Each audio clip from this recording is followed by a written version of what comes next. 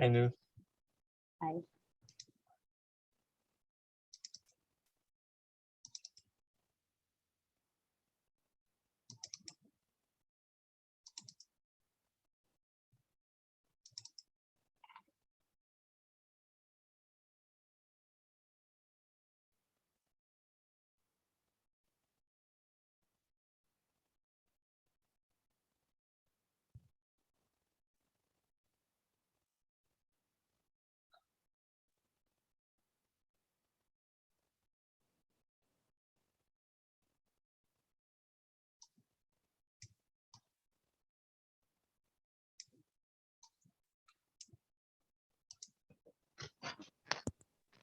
Good morning, Professor.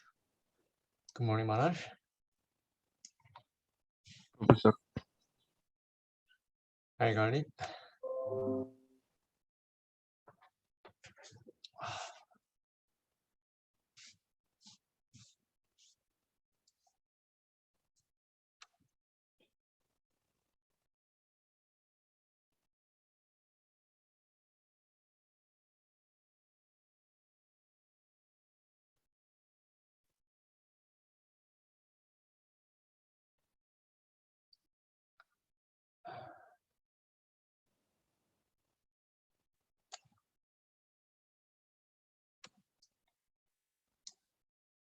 Okay.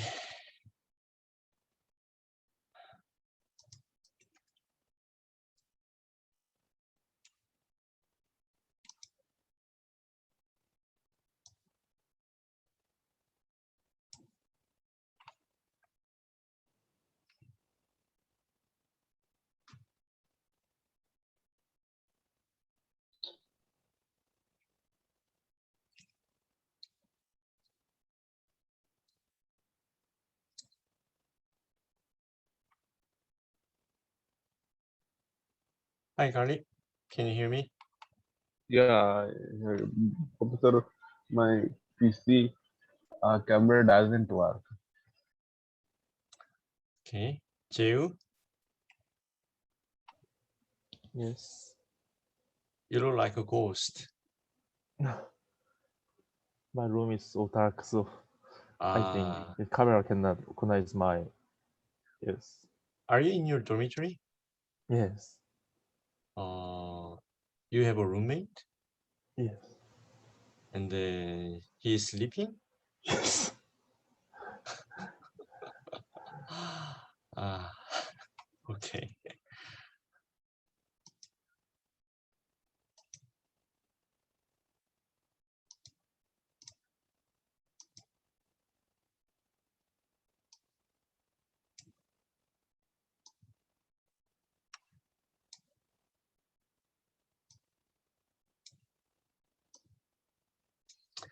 As I mentioned before, so we will go over the whole semester materials. And then, as we decided, you need to send me 20 questions by this Saturday midnight, and then I will send it back to you, or with maybe 120 questions, but I will delete some kind of very similar questions. So it may be less than 120. Hi, Sungyo, how are you?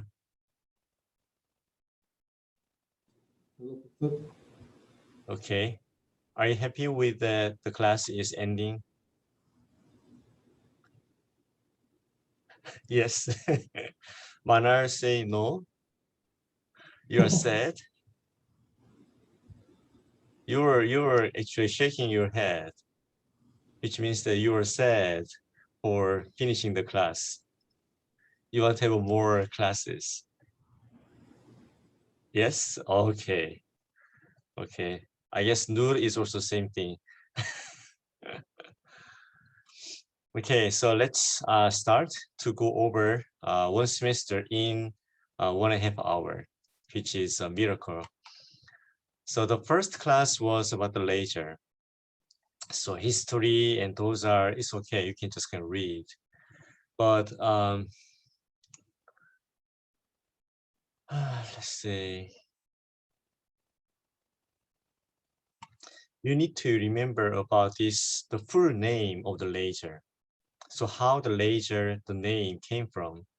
So light amplification by stimulated emission of radiation.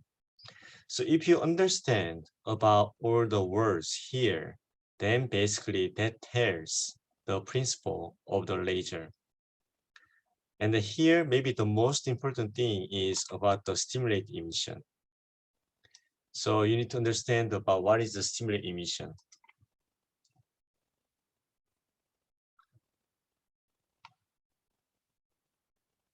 So which is shown here. So between the spontaneous versus stimulated emission. And also for the stimulated emission, the condition to have is population inversion. So as the name says, the population inversion means that the number of electrons in the excited states are higher than the number of electrons in the ground state or lower energy state. So that allows to have a stimulated emission. It can be either 3 level or 4 level for the stimulated emission. And then we know the laser has 3 main components. So pump and the feedback and gain medium. And you need to understand about what is the function for each pump and feedback and gain medium for the laser when you are making the laser.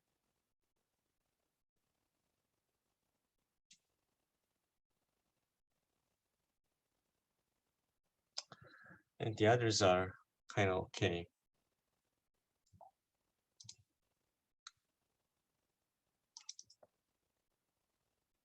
And second one was basically we were studying about the light and matter. So reflection and the refraction and the polarization. So when the light is coming in, and then there is a medium, and then some of them light will pass through the medium and then coming out, which is transmitted light. Some of them will be reflected, going back into the coming direction at the boundary between two media. That's the reflection. And then when the light is going through the media, some are losing some photons will be lost by the medium obtrusion, and some are going to change the direction. So in the case that we are collecting light from this side, we can, when we are looking at the, collecting the light from this side, you can imagine that either obtrusion, which doesn't come out, or the light going into some other directions, they are all considered as a loss. So when we are talking about the reflection, the most important thing is about the Fresnel law. And then for the refraction is Snell's law. And then scattering and diffraction and obtrusion and the phase shift and the emission. These are all happening when the photon is going through the media. And then especially this equation here, there are so many similar equations like this, but they are all having similar format.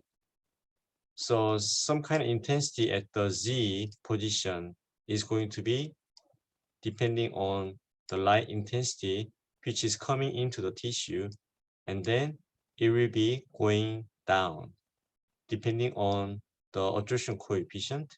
Later, this can be changed to the total attenuation coefficient, which is the mu sub t, and then the depth of the photon traveling in the tissue.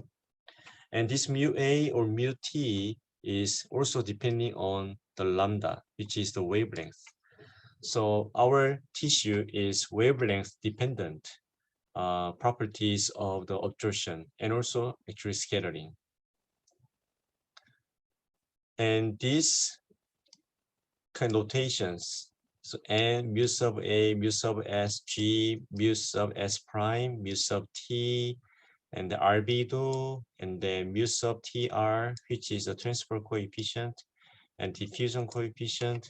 And these are all basically the notations that representing optical property of the turbid sample. So refraction and then reflection. Here, you need to know that reflection is mostly specular, which means the light comes in and then it comes back with the same angle between the instant light and also reflected light. However, there are many cases that it's not, which is called as a diffuse reflection. And this is especially happening when the surface of some media, the roughness of that is larger than the wavelength, which is the case for the tissue. And then Fresnel equation, we mentioned about this. Polarization is also one of the very important property of the light. So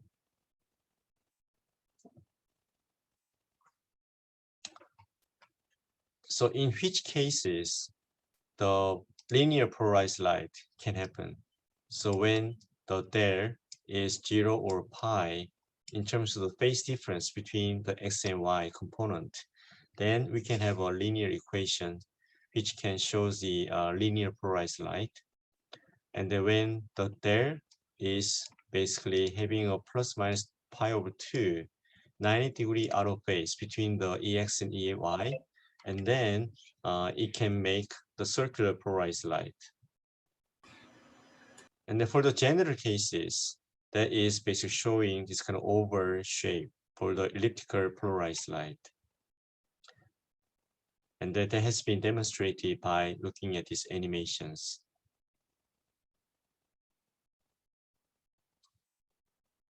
So plane of instance is the basically representing when the light comes in and then reflected by the boundary, and then it comes in and it comes out here. So those two lines can make a plane, right? So two lines can make a two-dimensional plane, and that is called as a plane of instance. This is important because we are defining the either perpendicular or parallel polarization depending on this angle between the light and plane of instance. So perpendicular polarization, as you can see here, that is perpendicular to this two-dimensional plane. And the parallel polarization is parallel with this plane. So that is the basic difference between the perpendicular versus parallel. But the reference is basically the instant plane. And the Brewster angle is basically defined as an angle here, which allows the unpolarized light to become polarized. So when you have a medium, and then when the light comes in this Brewster angle, then this reflected light is having purely polarized light. So basically, this can be used as a kind of polarizer to generate from unpolarized light into the polarized light. This graph is also important graph. This one is showing about the difference between Brewster angle and the critical angle. And here, one thing also you need to notice is this one. Here and here. So angle of instance is 0. So which means that when you have a media and the light comes in from perpendicular to the boundary here, and then that is basically perpendicular. And then here, the instance angle is basically corresponding to 0. However, as you can see, the reflection coefficient is not 0 at the 0 angle of instance. It has some number like 10% or 10% like that. So that means that the light comes in, and then mostly it will go through, but some portion will come back into the same direction, and that has about like 10%. So that's why we need to be very careful when you are using the laser and shining to the some media, and then you still need to protect your eyes because light will have some portion will come back to your eyes.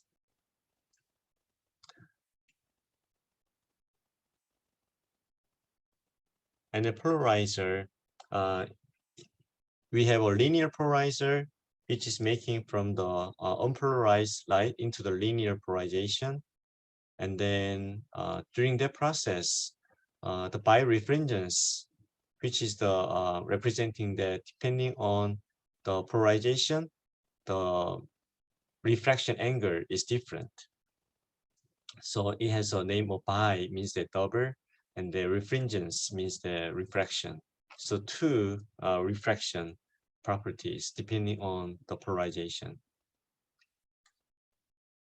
So optical axis, and then ordinary, and the Malus law is representing that basically by using this polarizer, you can actually control the light intensity. So here is the light comes in from here, and then going through the polarizer, actually the other way, comes in here. And then by rotating this polarizer, the output intensity can be depending on this theta I, which is the theta I is the difference between the polarization angle coming in versus coming out. And also when you have a circular polarizer, which is also called as a quarter wave plate. By using this quarter wave plate, you can create circularly polarizing light.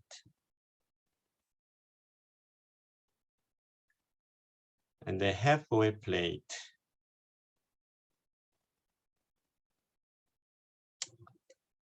Okay.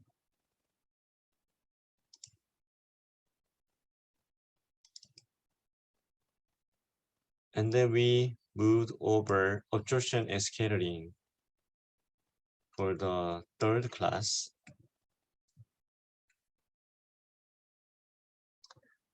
So the definition of the transmittance is basically looking at the ratio between light intensity coming in versus coming out. That is the definition of the transmittance. And by using the transmittance, we can also have absorption. So observance, or in other words, optical density, that is defined at here. So that is looking at the coming in over coming out light intensity, and then adding a log into there. And that is the same definition as optical density too. And here the Lambert's law is describing the relation between light intensity. So light intensity traveling in the distance of the z in the submedium can be obtained by looking at the light intensity coming in to the medium multiplied with the exponential function of the minus mu a and also the distance that the photon is traveling. Compared to that, the Beer's law is representing that absorption is basically proportional to the concentration of the observer. So when there are more higher concentration of the observer, then observance will be also increasing. So that is represented by this one. So observance is depending on epsilon and concentration of the observer, and then L, which is the traveling distance. So by looking at the previous relationship between the intensity and then observance, it can be shown here.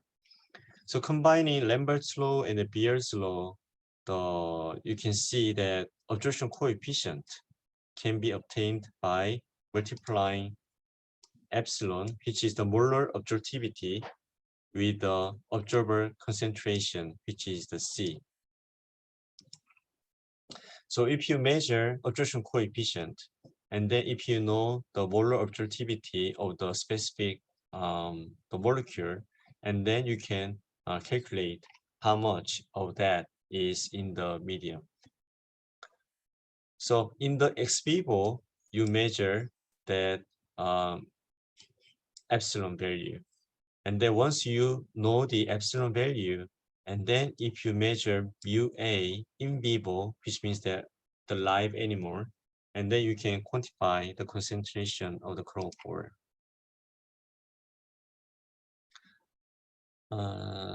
This one is showing the examples of the melanin and then the oxyhemoglobin absorption coefficient, and the skin and the aortic wall and the cornea absorption coefficient. And you can see here, those absorption coefficient is depending on the wavelength. So it is wavelength specific absorption for the each chromophore. That's why there are colors for the specific materials. And here also it mentioned about the green light and the yellow light can be very useful when you are using to coagulate blood and blood vessel, because they have a higher absorption in these two wavelengths. Then why we are not using here, which is close to like 400 nanometers? Manar, why do you think that we are not using the light in the 400 nanometers for the blood coagulation? Could you please repeat your question? Hmm? Could you please repeat the question?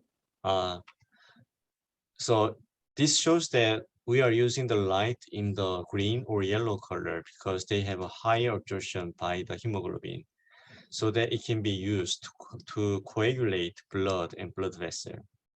But by looking at this graph, we see that the lower wavelength here, which is close to maybe 410 nanometers, they have actually much higher absorption compared with the green or yellow. So we can use this one for the blood coagulation, but we are not. Why do you think that is the reason?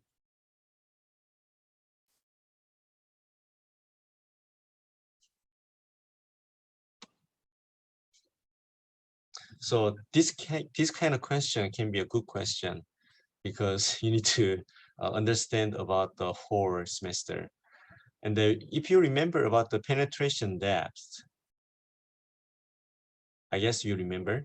So penetration depth is very important for the laser application in the tissue, because we want to reach in the deep tissue to do something.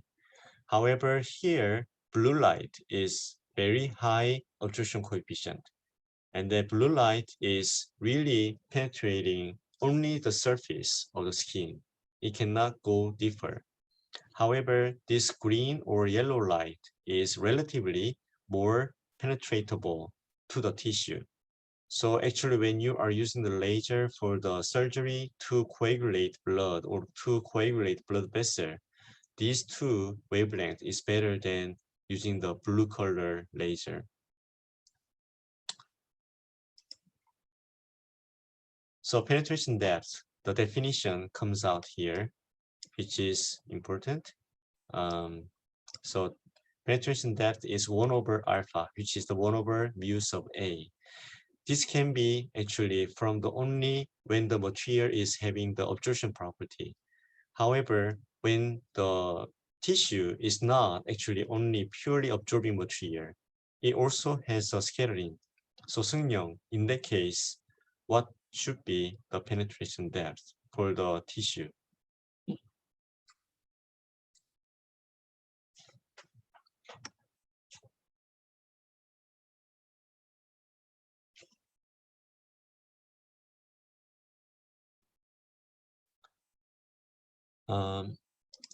Later it comes out that the intensity at the G is going to be depending on this one, which is the actually Lambert's law. here we have alpha, which is the absorption coefficient.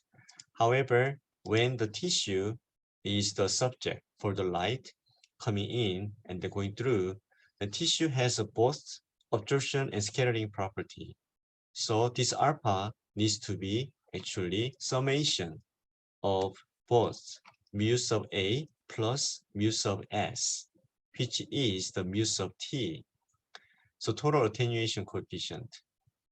So in that case, this penetration depth will be 1 over mu A plus mu sub S. So that should be the penetration depth. So it should be 1 over mu A plus mu sub S. So there will be the penetration depth for the turbid media, which is our tissue. And then from here, because of this E, so actually the penetration depth is about 36% or 37% from the instant light.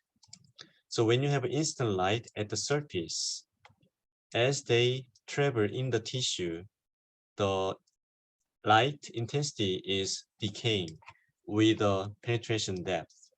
And then when you see the light is coming in about 37% of the instant light, then this depth is basically defined as a penetration depth of the light. So mean free path is basically average distance covered by the moving particle. So when the light comes in, it can be traveling due to the scattering effect here. And then when they are traveling, then the mean free path is the length that how long this photon is traveling without having without being observed. Sorry. So here this orange color is representing photon. So they are traveling, and then when they are traveling, each cases they can be observed by the observer. And then the mean distance that they can travel without being observed is the definition of the mean free path.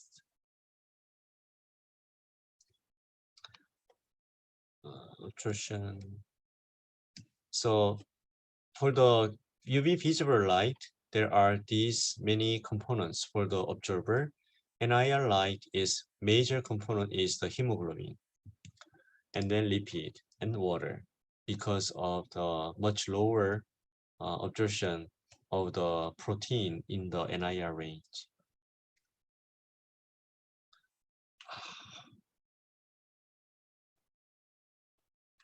Hemoglobin.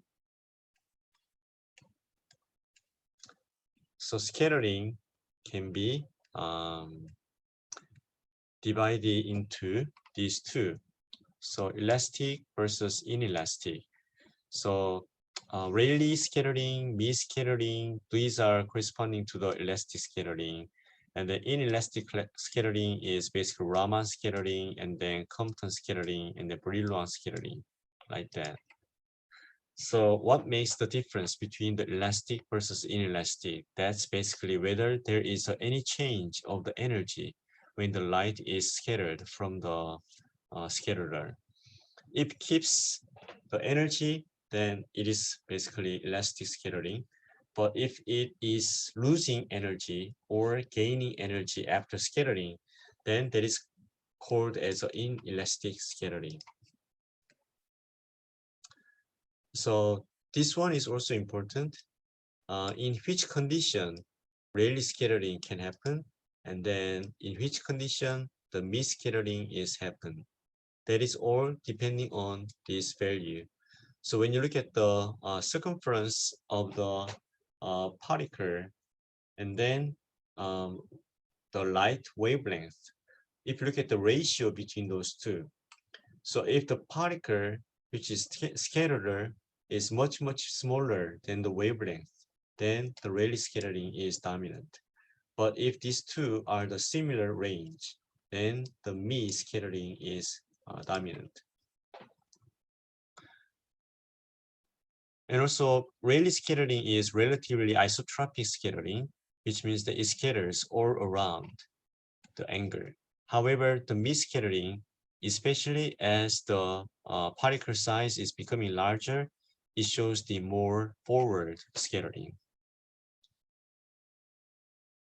And the Raman scattering, what is the difference between the fluorescence and the Raman scattering? That can be also a good question.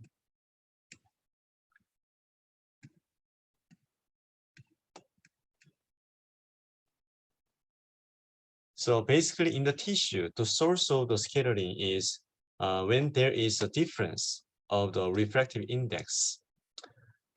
And that is happening mostly when there is a lipid and water. Then because the lipid and the water, they do have a difference of the refractive index. So when the light is going through from the lipid to the water or from the water to lipid, then the scattering can happen. And then here you can see the intracellular organ, which is the mitochondria or collagen fibers, are having very small size compared with the cells, which is 10 to 100 micrometer. So as you can see from here, most of the light scattering is happening inside of the cell rather than the cell itself. However, cells are having the cellular membrane, which is basically making the boundary of the cell. And those cell membrane is also very thin, which is the micrometer scale. So that those cell membrane can also contribute for the scattering of the light in the tissue.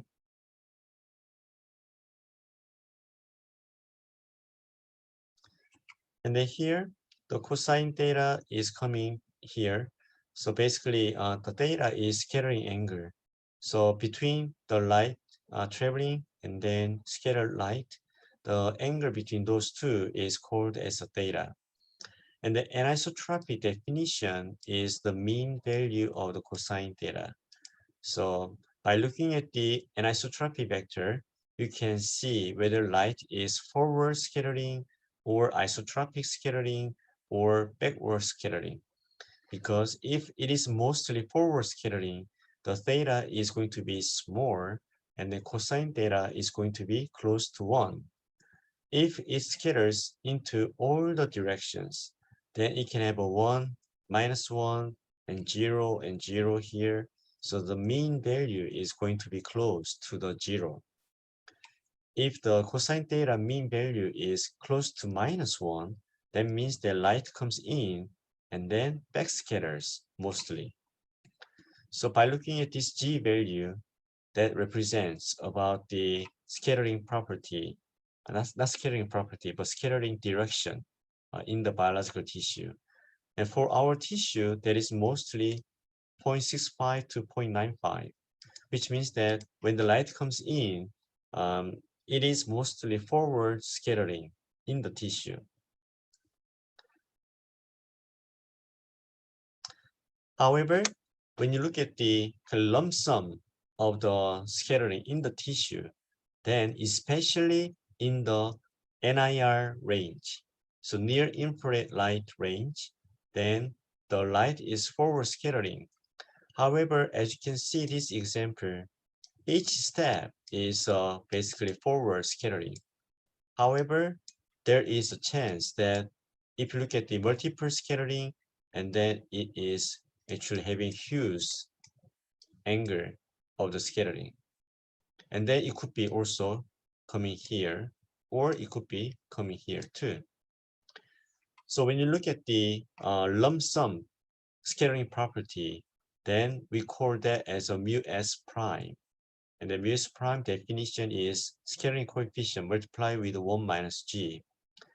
So mu s prime is useful to describe light scattering in the tissue in terms of the practical way, especially when the NIR range photon is coming in.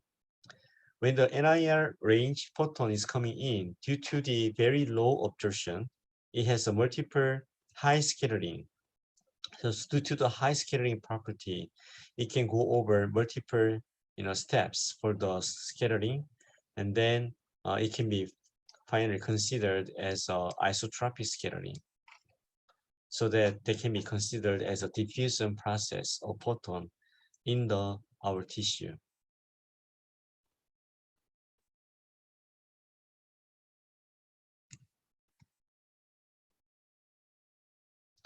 And here we can actually fit the scattering depending on the scattering spectrum, depending on the wavelength, which has been shown on here.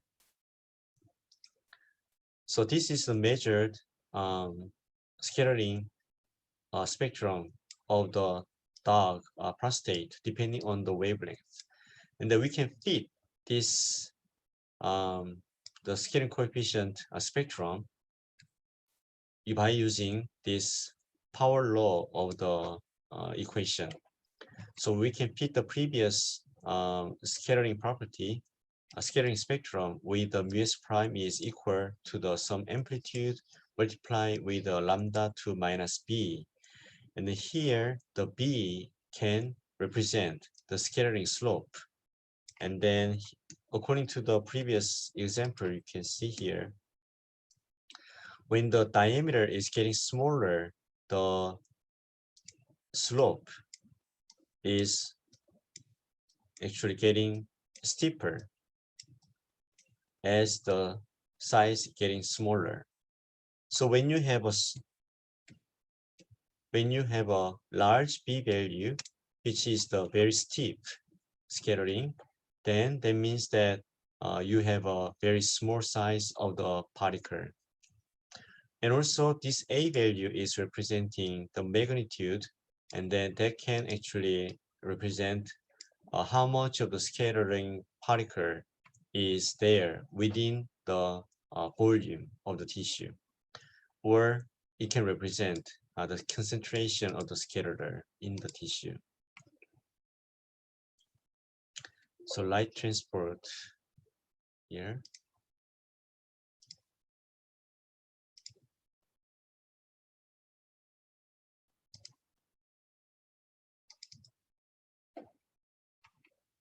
So we continued on the scattering, and the Rayleigh scattering, misscattering is important, and then how we can actually, in which condition these two are dominant. That is basically depending on the size of the particle and also the wavelength.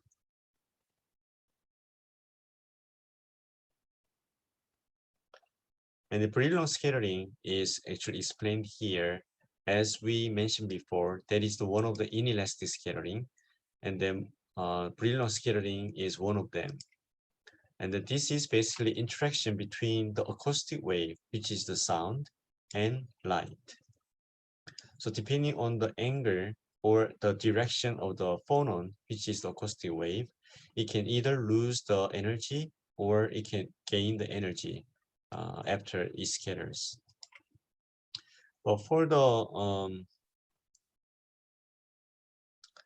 tissue interaction case, this is not happening mostly, especially for the diagnostic purpose.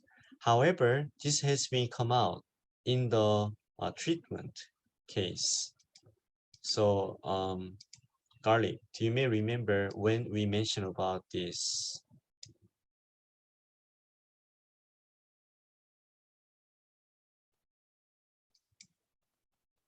So we mentioned about the Brillouin scattering during the class recently, very recently. Okay, Jihoon, can you answer?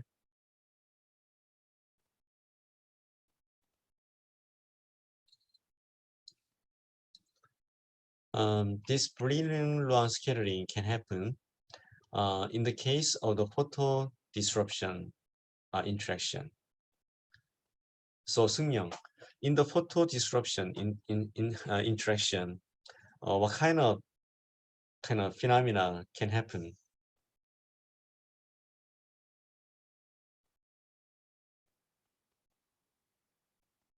So we mentioned about the optical breakdown, and the optical breakdown is generating the plasma.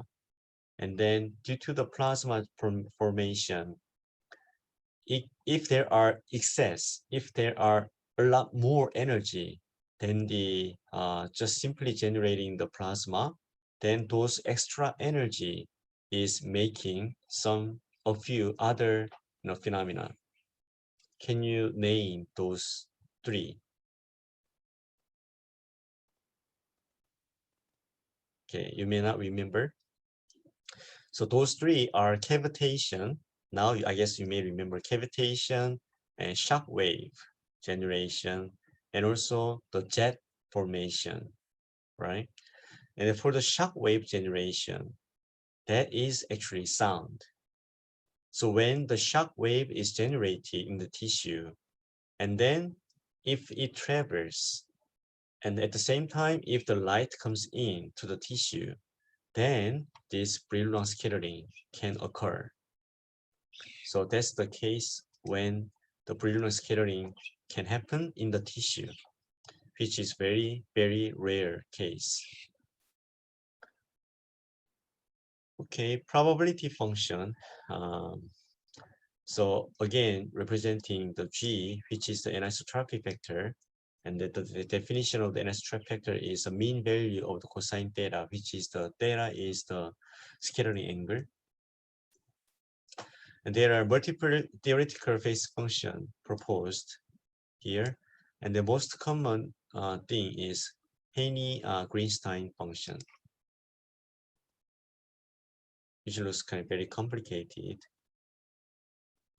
And turbine media come out. So attenuation coefficient is summation between those two. So the mean free path is now considered as 1 over alpha plus alpha sub s. And then that is actually also, you can consider this as optical penetration depth. Optical albedo is defined as A, and the optical depth D is defined as this one. Then why we are having the new definition of the albedo or depth, optical depth, compared with the mu s and mu s prime or mu s. That is because albedo and the depth, you do not have a unit. Those are basically purely representing the number. Mu s and the mu a, they have a unit as 1 over the distance. But now D or A, they do not have a unit anymore. So that is the basically dimensionless parameter. However, this A and D are still having the information of the scattering and also absorption. Reduced scattering, we mentioned that before. So photon transport theory, that is mainly depending on the ratio between absorption and scattering in the tissue. So in the short wavelength, there are huge absorption by the protein and also other component in the tissue. For the longer wavelength, especially for the IR range, the water has a very high absorption. So that for the short wavelength or too long wavelength, light cannot go deeper into the tissue. For the visible range, which is here, they do also have a high absorption by the hemoglobin or the melanin on the skin. And then here you can see very small range, which can be called as a near infrared range. They do have a very low absorption. So this can be called as a therapeutic window because the light in this wavelength range can go much deeper compared with the visible or IR range. When you look at the ratio between absorption and the scattering, is shown here. So this range are close to 100 or at least more than maybe 20 to 100 ratio between these two. So that means that this range, when the photon is coming into the tissue, they will have a mostly scattering compared with the absorption. So since there will be very, very low absorption in this range, so the photon can survive in the tissue much, much longer, and that they can continue to scatter around. So in that case, we can use the diffusion approximation so that we can use the diffusion equation for the photon transport. But when the light is in a short wavelength range, which means that we have a lot more absorption compared with the scattering, then we can use the Beer-Lambert's law, which is assuming that scattering is almost zero. For the ratio between mu s prime and the mu a is in a similar range, which is the one, which is in the visible range here, or close to 1000 nanometers here, then either Beer-Lambert's law or diffusion approximation may not work. So that we need to use the radiative transfer equation or Monte Carlo simulation to estimate light transport in the tissue. And this one is showing the simulation results of when the light comes in and then traveling in the tissue and it comes out into this detector. So for the photon coming in here and to come out, this is showing the traveling path length of the photon. So photon will come in, and if this is the highly scattering medium, then it will scatter into all the direction, which is the isotropic scattering.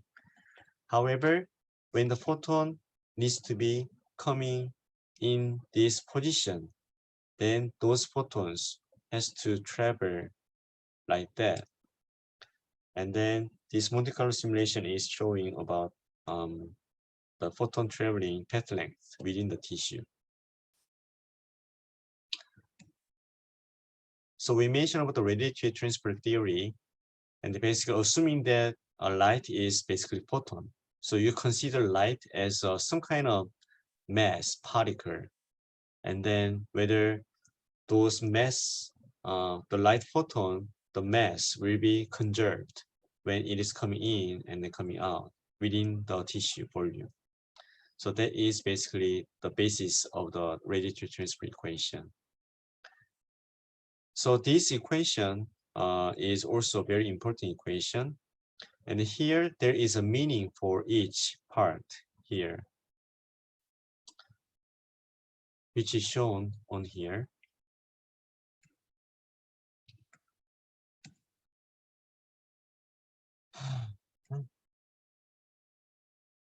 It's okay, time domain and the frequency domain and steady state. First, the Kubeca-Munk theory. So by going over these, you can imagine, oh my God, how many materials we have covered in this semester. There are so many. For the Monte Carlo simulation, you need to know the process of this. So when you run Monte Carlo simulation, the program is actually doing the first step as generating the photon. The second step is looking at the pathway of photon. And that is depending on the absorption and also elimination and then detection like that. So it's all depending on the random number generation. So depending on the very random number, the results will be different. However, those random number is also actually depending on the absorption and also scattering property of the tissue that you are defining, you are giving to the simulation condition.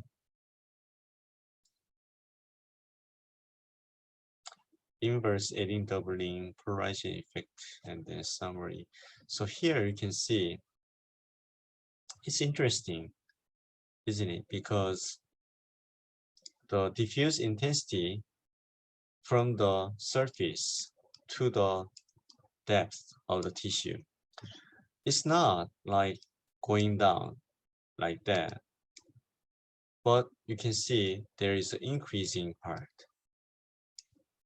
Why is that?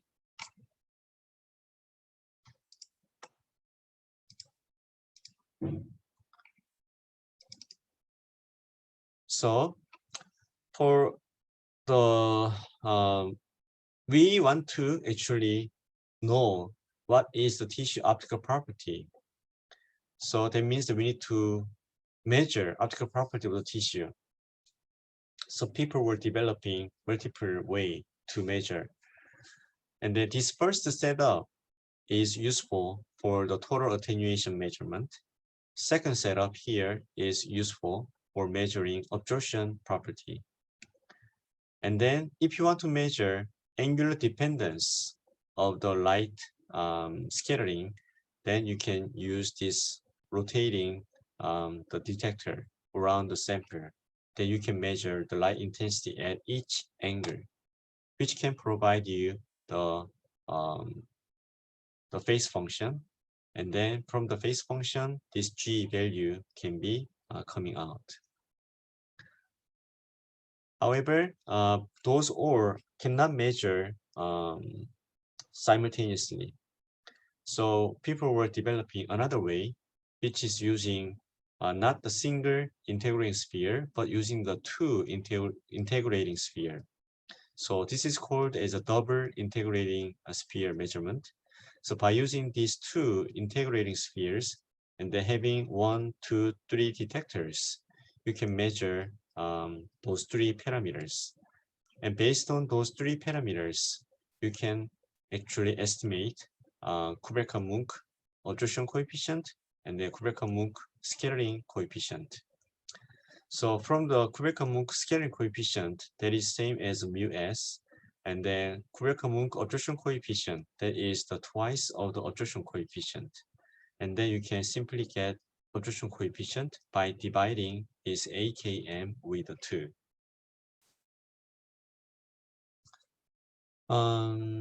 Carbonization. Then, this graph shows the importance of the in vivo measurement, because there is a difference between the in vitro and the in vivo measurements of the optical property, mostly due to the blood and water dehydration from the in vivo to the in vitro state. So we always emphasize that it is important to measure in vivo optical properties.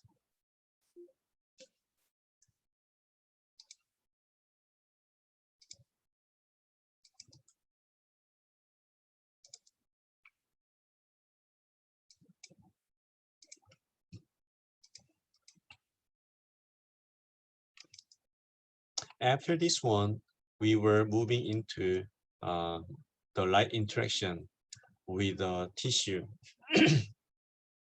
So the first one came out was the photochemical interaction.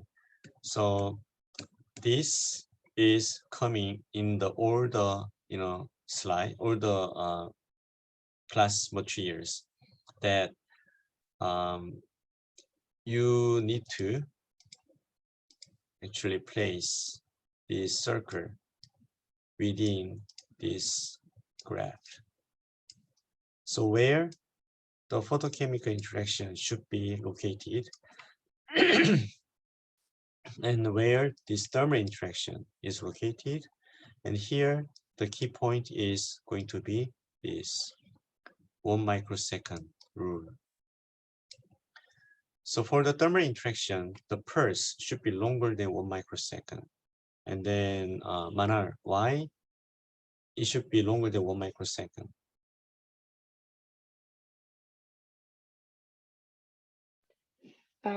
This is due to 1 microsecond low. When there is more than 1 microsecond, interaction could happen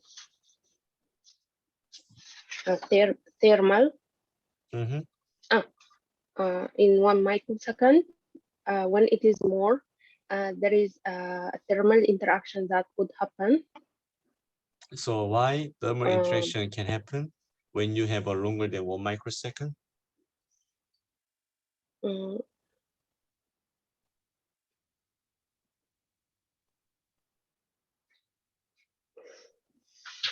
Because for the, it's very simple actually. When you are giving the light to the tissue, especially with a high energy light, and then they will be actually observed by the tissue, and then mostly it generates heat. So when the heat is generated, it requires time for the heat to transfer to the surrounding tissue. However, when you have a very short pulse, then you are not giving enough time for the heat to transfer into the surrounding tissue. So before heat is traveling to the outside from the focal volume, but you already stopped light.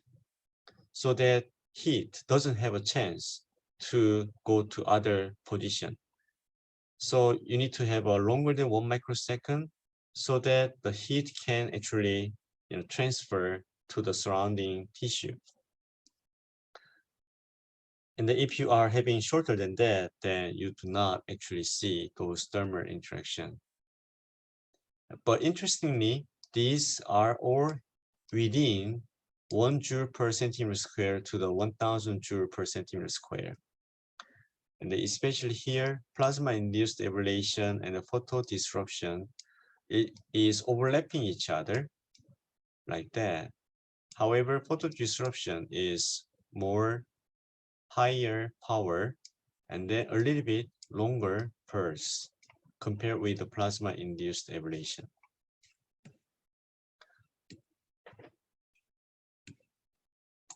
So photochemical interaction can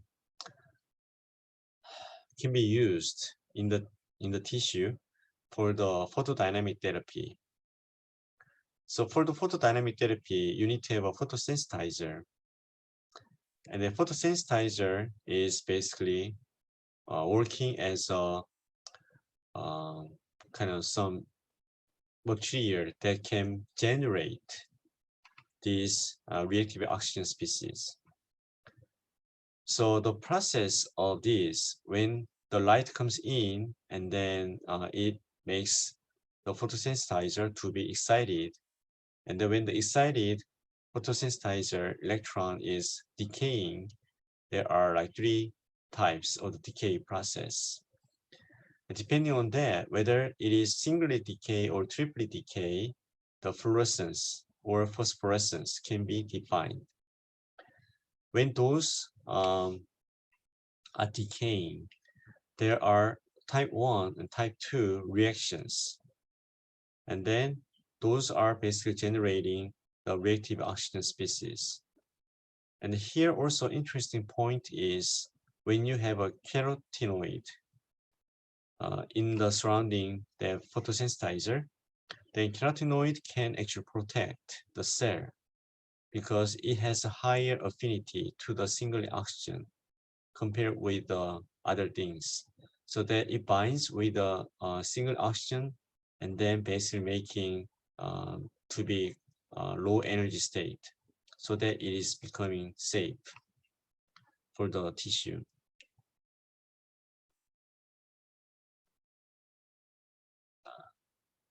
And then this graph is showing how the photodynamic therapy is working. Here, the most important thing is this one.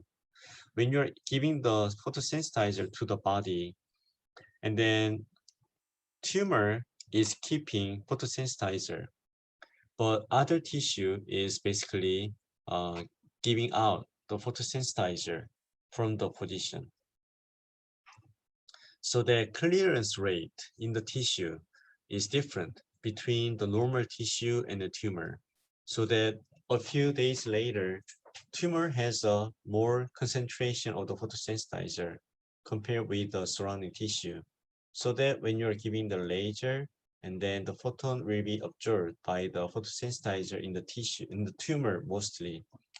and then they will generate highly active oxygen species which can interact with the cell in the tumor cell, and then they can kill the tumor cells so that it can go to the necrosis process.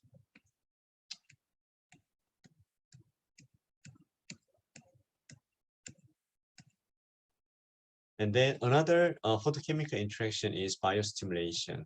It has a many different names. It has a low-level light therapy, low-level laser therapy, or photobiomodulation, many different names. But it has it is shown that it provides very different the kind of outcome by giving the light to the tissue.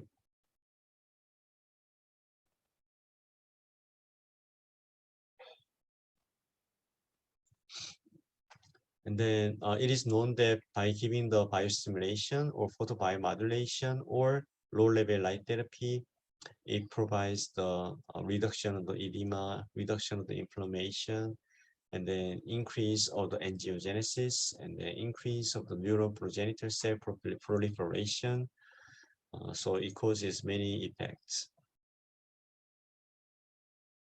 And so far, the major mechanism for the biostimulation is due to the ATP generation, due to the reactive oxygen species generation, and due to the nitric oxide generation in the cell.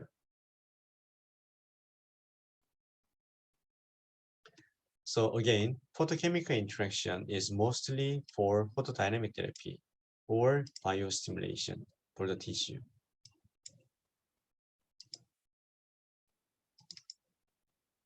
And thermal interaction, so now we have a little bit shorter pulse and with a more higher power density, then this thermal interaction can occur.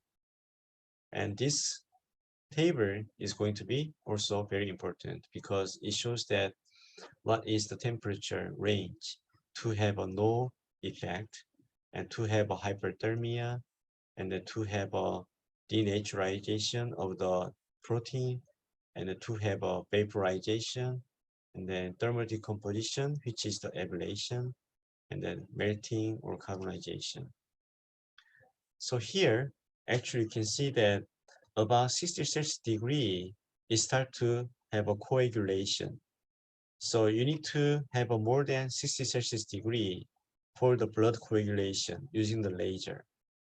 However, when you have a 45 degree, which is the hyperthermia, so for a short time, this hyperthermia is not actually damaging our cell or tissue.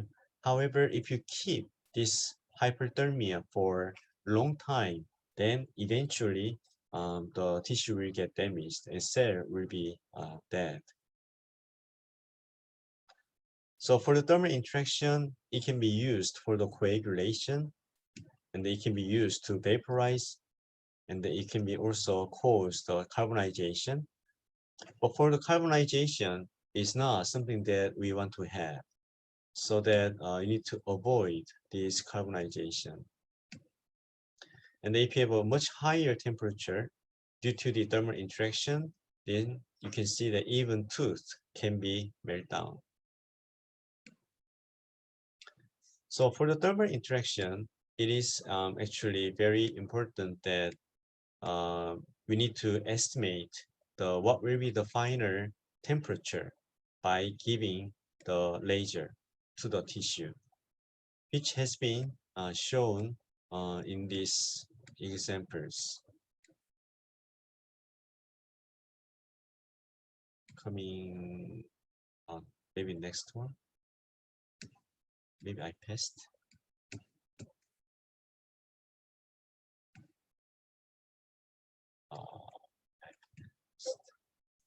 Sorry.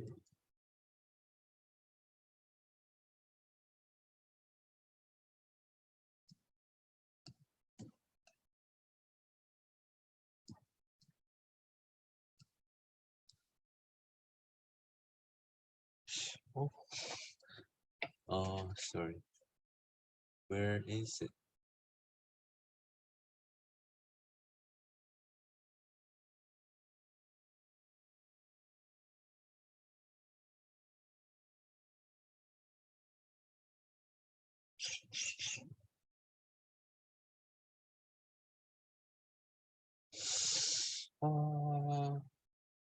I don't know.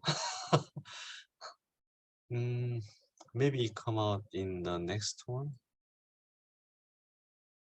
Anyway, Sorry, Professor. yes. But the slides that you are showing is not the same as the slides that you give us. So maybe I was interesting. Maybe I accidentally deleted.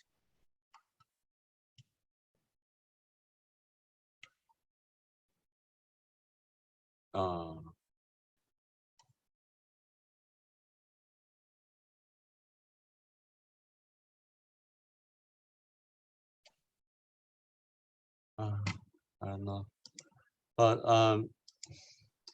I hope you are all remembering about the temperature estimation when there is a laser comes in, and then when the laser has how much of energy, and then you can estimate how much the temperature will increase in the tissue.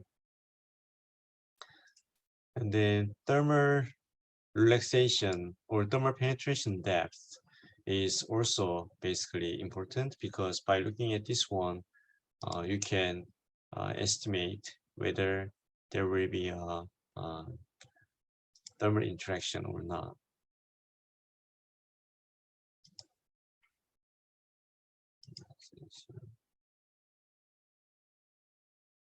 And then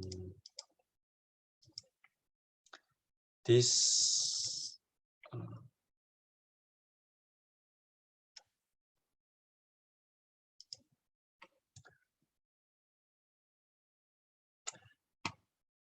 LITT is actually kind of simple one.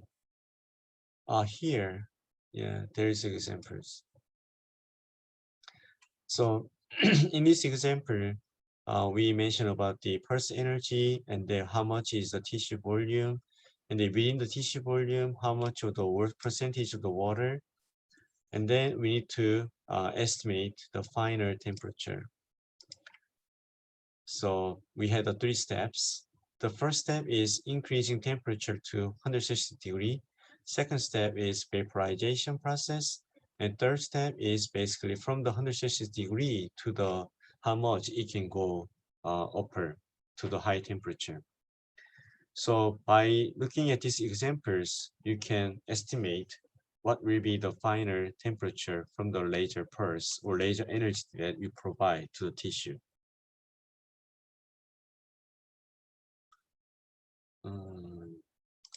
And then this kind of port wine stain treatment, how it can be treated. Also hair remover, how the hair can be removed by using the laser has been explained. Photoablation is very unique compared with other interaction because it does not occur in all the wavelengths. However, it occurs in the only UV range. So Galip and then Jihoon, you also know that why the photoablation requires to have a UV range wavelength. So those are going to be also important. So basically, in the ground state, they are relatively keeping the distance between each other. However, when there is a light comes in and then that provides enough energy, and then they become excited state, which is shown on the top curve. As you can see from here, before with the same distance, they were having lower energy so that they were happy together. Now they have a lot more energy so that they want to be separated each other. So that is the basic mechanism of the photoablation. And then you all remember that I used the examples of the lotto or the money, that if I give you like $10 million for each student, then nobody will basically study, and you will just go out and then do whatever you want to do.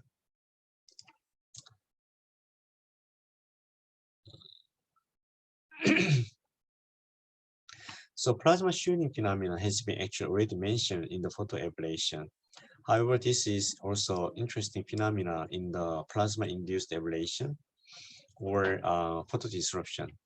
So Galip, between photodisruption and the plasma-induced ablation, which one has a more higher plasma shielding effect?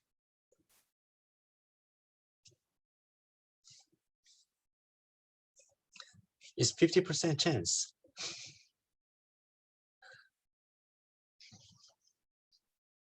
What do you think?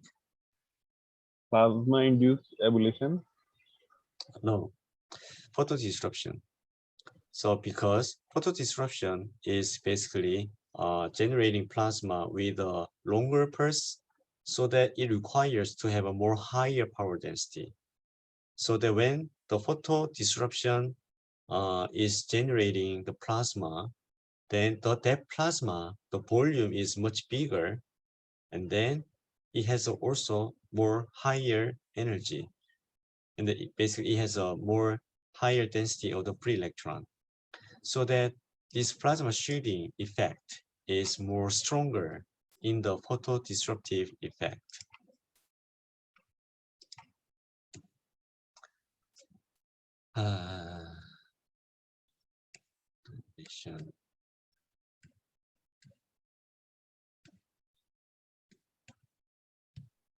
Okay. Plasma-induced ablation, you first need to have a plasma, right? So that should be the condition. And this table or kind of figure is very important because it explains everything about the optical breakdown. When the optical breakdown happens, it makes plasma. And then if there are excess energy, then it can generate shock wave. And then if it happens in the soft tissue or fluid, then cavitation can also happen. And then when the cavitation happens in the close to the boundary between soft tissue and hard tissue, then this jet formation also can occur. So for the plasma-induced ablation, it is basically only considering plasma itself. Photodisruption is the other effects plus plasma formation. So plasma-induced ablation is basically you provide short pulse and then just enough energy for generating plasma, so that the plasma generated by plasma-induced ablation is having just enough energy to make the plasma itself, so that it is basically ablating tissue from the plasma.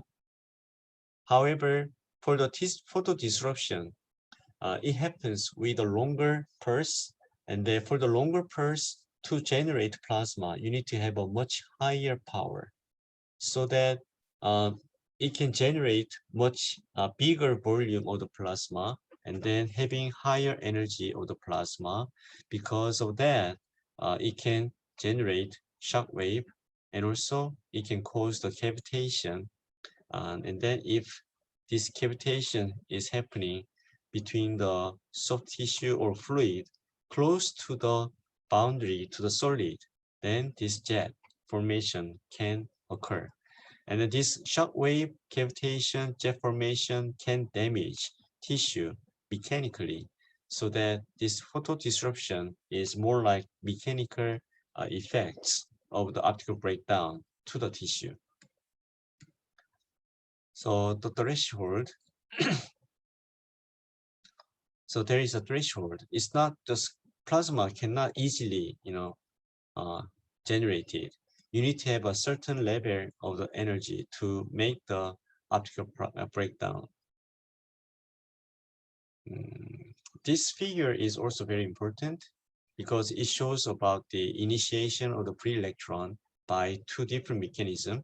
So thermionic emission from the relatively longer pulse, for the multiphoton ionization from the short pulse. And then this free electron is actually requires to have a more energy or continuous supply of the energy to keep moving on to generate more electron, which is called as electron avalanche growth.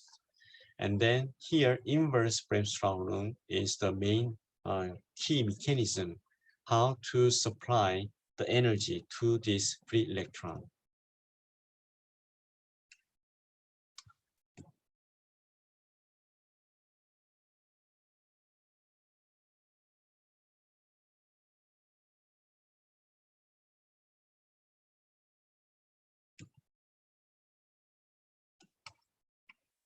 And then photo disruption. Again, this is very important.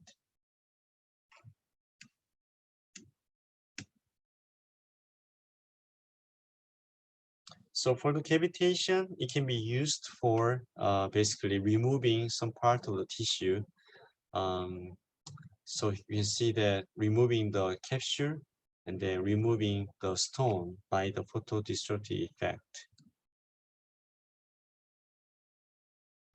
This graph is also very important because it shows all the timeline for different the effects from the laser pulse.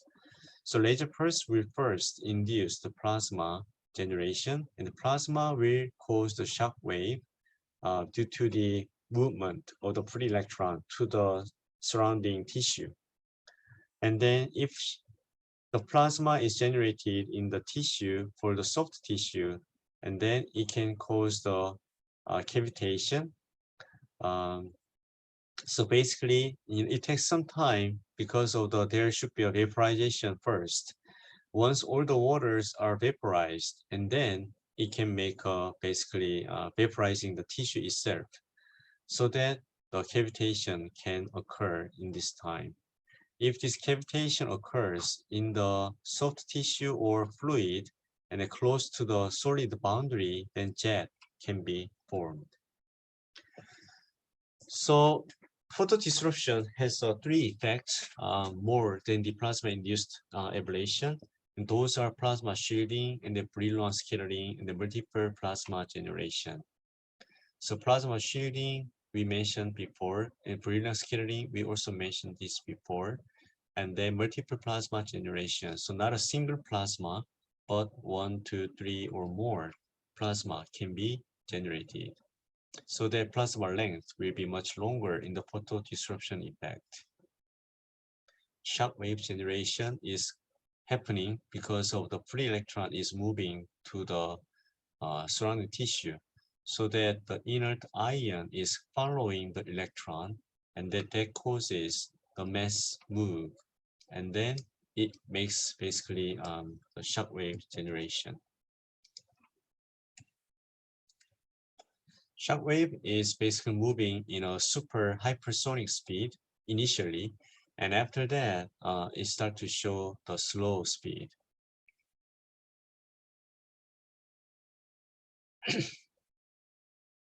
So how we measure shockwave? By using optical measurement or by mechanical measurement. Optical measurement, you need to have a main laser and then probe beam. And then for the mechanical measurement, you need to use the piezoelectric material so that it can generate electrical signal. Cavitation can occur in the soft tissue or fluid, and you can see that when the energy is focused in this region, that basically vaporizing the water or vaporizing water in the soft tissue, and then making those to be exploded. However, there are huge other surrounding tissue which is keeping the static pressure so that it cannot explode, but instead it can implode. So that when they are imploding, then it start to generate second the bubble formation. And if that happens in the boundary, close to the boundary, so top one is soft tissue and the bottom one is the solid, then the jet formation can be shown on here.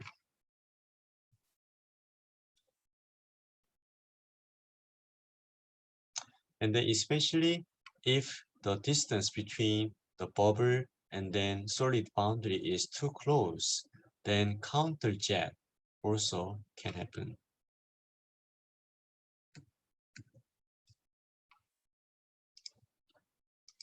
So finally, laser safety. So even though we are all using laser for the multiple thing, for the diagnostic purpose, mostly the laser energy is very weak, so that it's safe. However, for this kind of treatment purpose, except for photochemical interaction, the thermal and the photoablation and the plasma-induced ablation and the photodisruption, they are all having very high energy of the laser. So we need to be careful when we are using the laser. For the laser, especially you can see that in this example, depending on the wavelength, the damaging part of the eye is different. So that's why we need to be very careful when we are using the NIR laser, because it is not visible by our eye, so that blinking reflex is not working for the NIR. So if you have an NIR laser with a high power, you do not see, but actually they can be coming into your eye. I didn't mention during the class, but when I was in the Beckman Laser Institute at UC Irvine for my postdoc, one of the new faculty member, Elliot, he was doing the cellular imaging using the like two-photon microscopy or confocal microscopy. And then actually he got in an accident. So he didn't know the laser was on when he went into the room or the lab. But the next day he felt pain on the eye, and then actually he found that the NIR laser was on at the time. For the two-photon microscopy, mostly people are using ND-YAG laser, which is the 1064 nanometer. But 1064 nanometer is not visible to our eye, so that actually he lost the vision for the one eye, which was a really terrible accident. So if you are using the light or laser for your experiment, you always need to pay attention for the laser safety.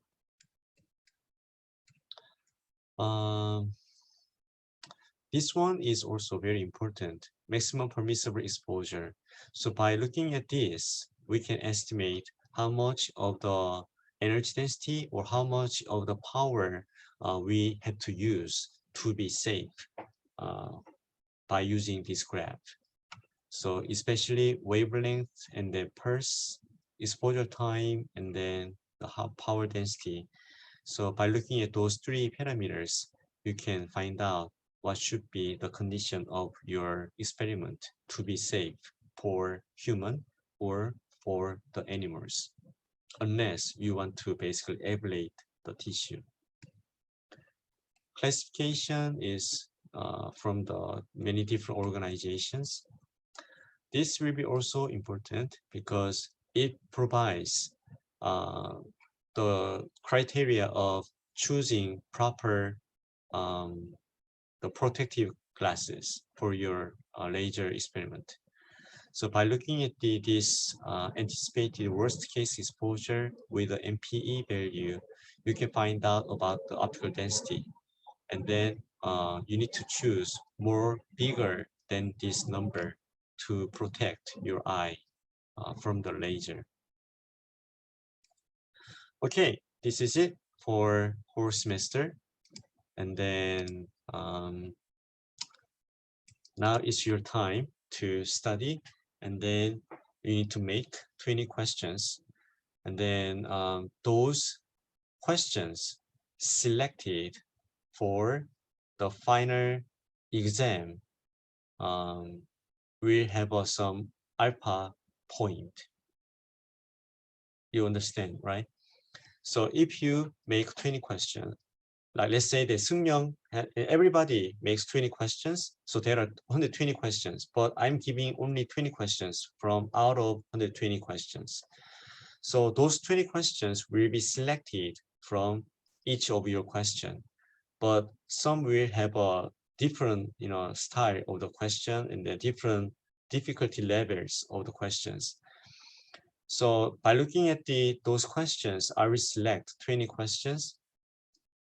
And then if I pick up question from the Garlip, then maybe Garlip get maybe plus 1 point out of 100 total, like that.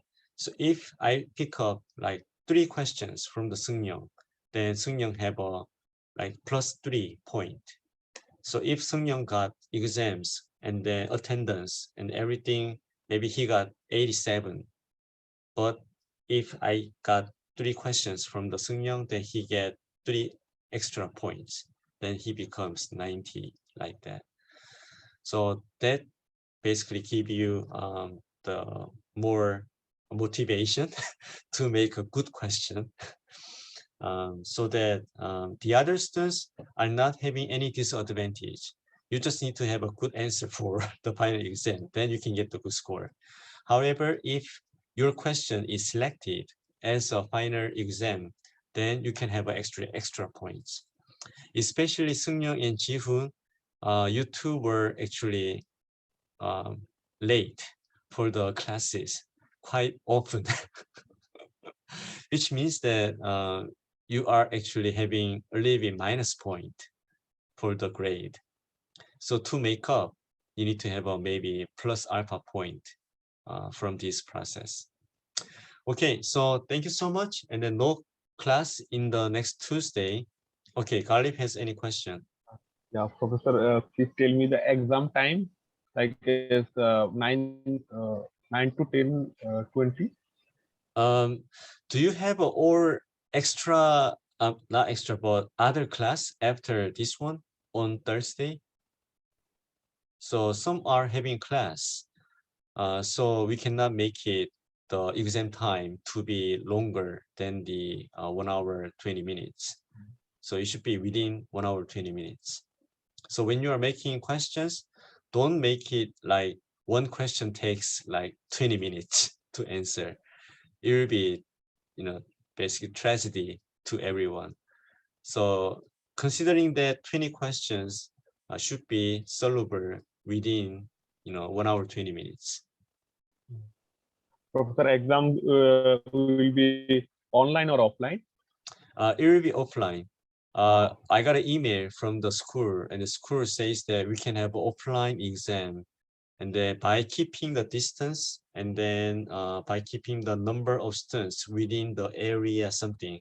But I'm sure that 6 students can be in a class without big problem. However, the email also mentioned that each student need to provide the check for your temperature and the health condition for 1 week. So you need to have a 1 week of the record. I know you may just write that. So I'm Professor, one thing, please share all recorded video in the YouTube. okay. I will make it public. Yeah, open to public. Yeah, all. Yeah. After this class, I will make it open to public.